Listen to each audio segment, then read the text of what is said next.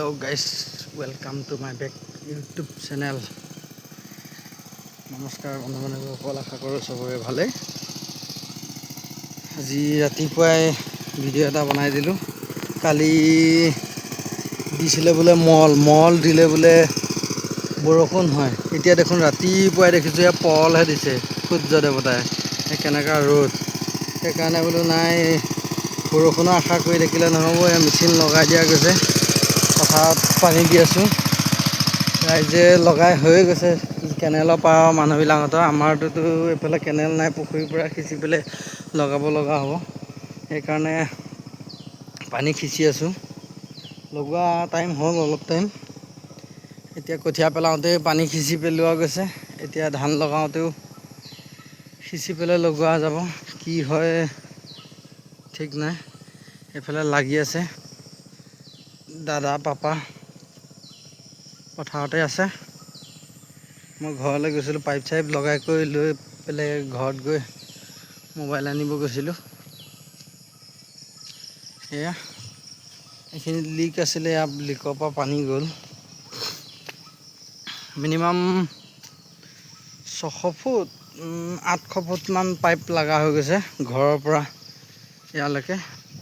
একে মাটি মাথাত দিবলগীয়া হৈছে। এইফালে ইয়াত কঠীয়া আৰু এইফালে দিলেকে পানীটো সিফালে নাযায়। মাটিটো অলপ এনেকুৱা এঢলীয়া টাইপৰ, সিফালে আপ এইফালে ডাউন।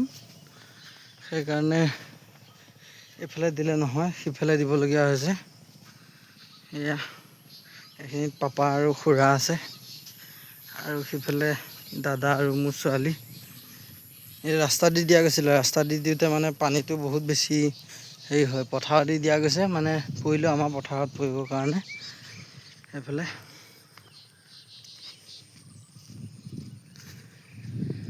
অলপ চিলচিলীয়া হৈছে, আৰু অলপ হৈ গ'লে হৈ যাব। আৰু বেছি নালাগে, অলপ লাগিব।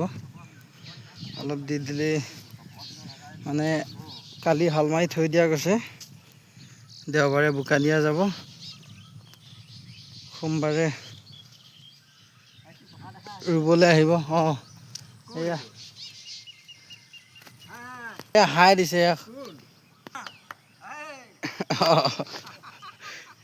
এইটো বেকগ্ৰাউণ্ড ভিউটো মজা আহিছে বাঁহৰ কাৰণে, আৰু এইফালে ৰ'দৰ কাৰণে এইফালে অলপ আহিছে, হ'লেও ইমান এটা ঠিক নহয়। এইফালৰ পৰা এইটো 3 ইঞ্চি পাইপ, এইফালে এইটো 4 ইঞ্চি পাইপ। মাজত এইখিনিত অলপ গেপ আহিছে পানীটো। বাকী সিফালেতো ঠিকে আহিছে, এইফালে তেনেকুৱা নাই। এয়া মাটি দেখিছে, মল দিলে বোলে বৰষুণ হয়। এতিয়া ৰাতিপুৱাই সূৰ্য দেৱতা একদম পল দি দিছে ভালকৈ।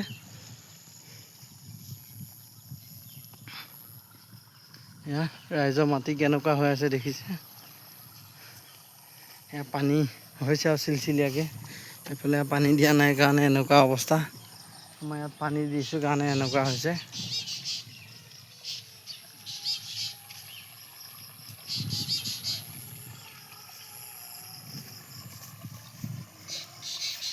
এইফালে পানী হৈছে।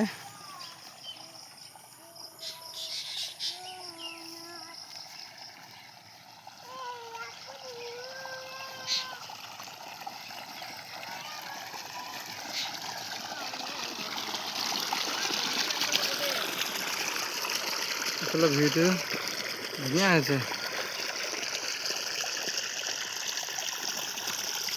এয়া গোটেই পথাৰত পানী দিব লাগিব। বেছি মাটি নহয়, 2 বিঘা এটা।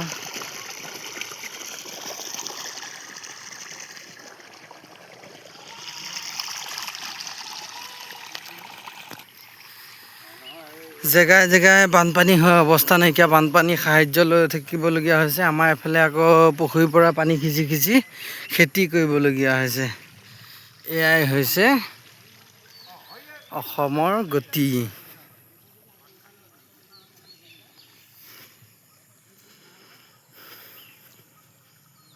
আমাৰ ইয়াত লাগে পানী, বেলেগ জেগাত লাগে বানপানী সাহাৰ্য।